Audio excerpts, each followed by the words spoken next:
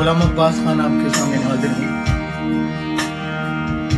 ये गीत ईस्टर की मुनासबत से मैं आपके सामने पेश कर रहा हूँ, स्पेशली मेरे क्रिश्चियन दोस्त, फैमिली,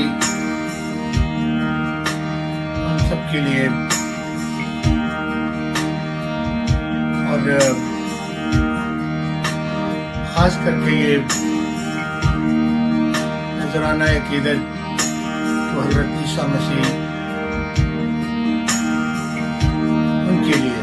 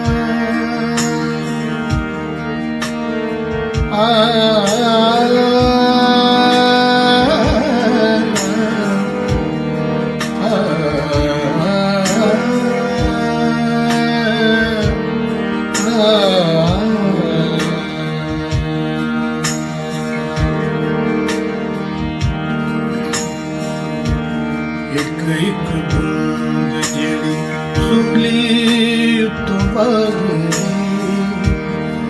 एक बूंद जेड़ी सुली तो बगरी,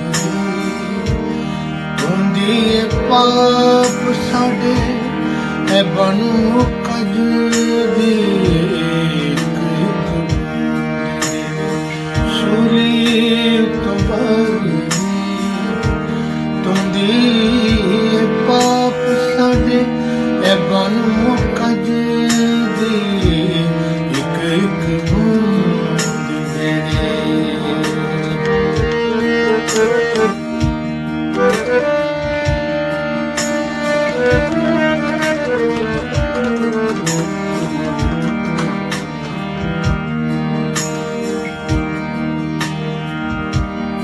लहू पाक बरे दाए रोगां तो बचांदा है।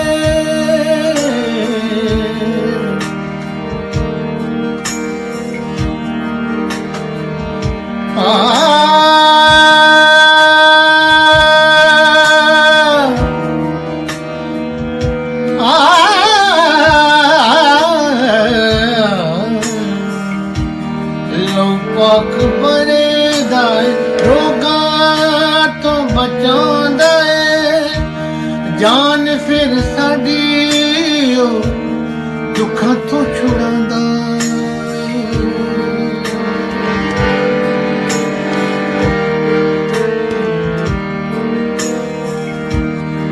लहू पाक बरे दाए रोगां तो बचांदा है। जान फिर साडी दुखां तो छुड़ांदा।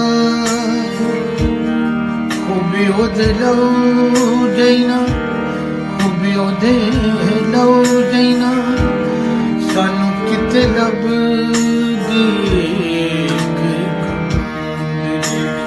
सुली तो एक